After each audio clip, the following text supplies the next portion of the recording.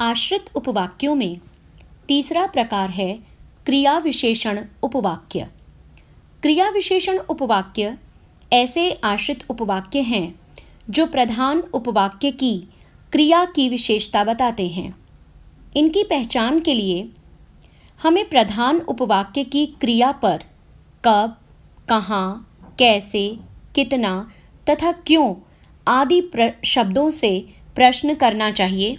इन प्रश्नों के उत्तर में मिलने वाले आश्रित उपवाक्य क्रिया विशेषण उपवाक्य कहलाते हैं।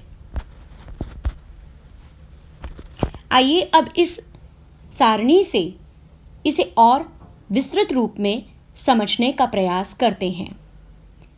क्रिया विशेषण आश्रित उपवाक्यों के भी आगे प्रभेद हैं।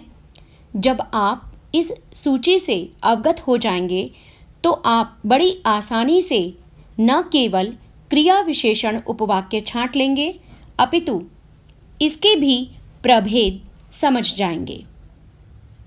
क्रिया विशेषण उपवाक्य जो कि कालवाचक हो वह जब, जब से, जब जब, जब तक, जब कभी से प्रारंभ हो सकते हैं। इसी में मुख्य उपवाक्य तब, तब से, तब तब, तब तक, तब, तभी से प्रारंभ हो सकते हैं। उदाहरण के लिए, जब से वह आया है तब से उसने किसी से बात नहीं की।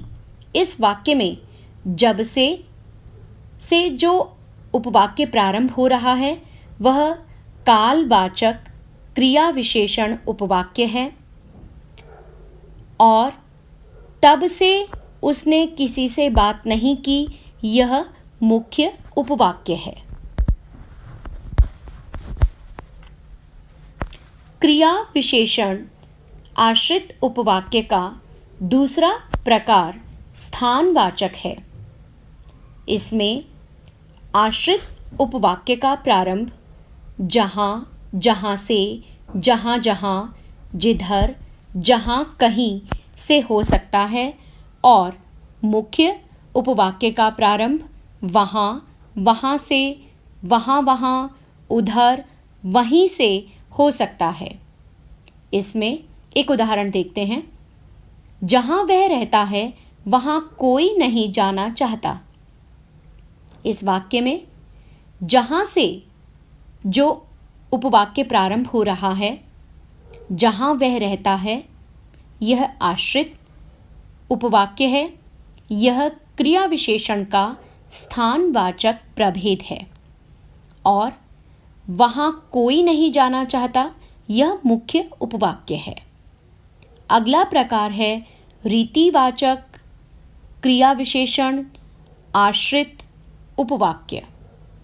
यह जैसा, ज्यों, ज्यों ही से प्रारंभ हो सकता है और इसका मुख्य उपवाक्य वैसा, त्यों, त्यों ही से प्रारंभ हो सकता है।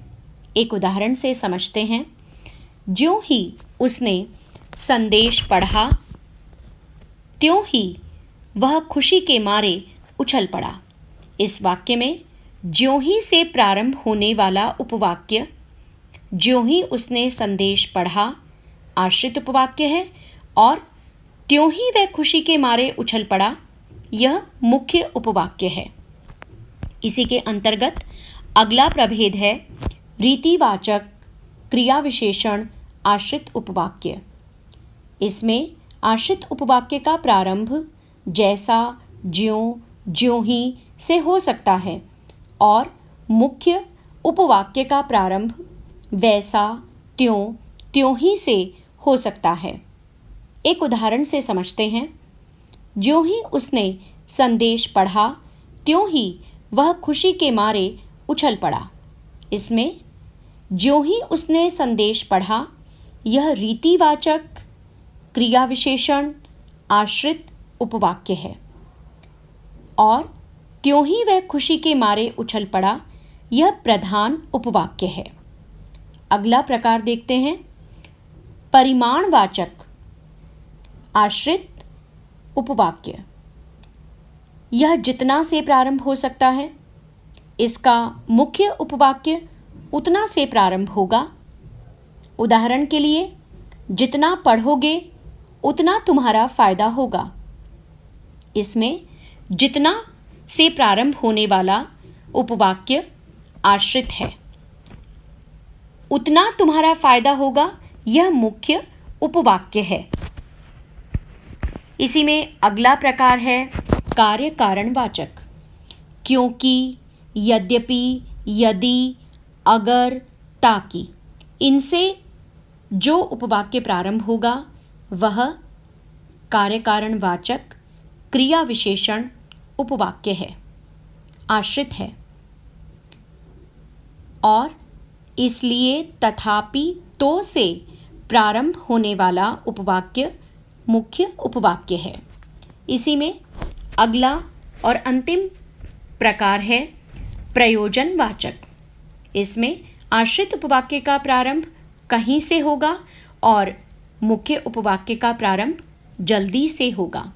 उदाहरण के लिए, जल्दी चलो कहीं गाड़ी न छूट जाए। इसमें जल्दी चलो मुख्य उपवाक्य है और कहीं से प्रारंभ होने वाला कहीं गाड़ी न छूट जाए यह आश्रित उपवाक्य है। धन्यवाद।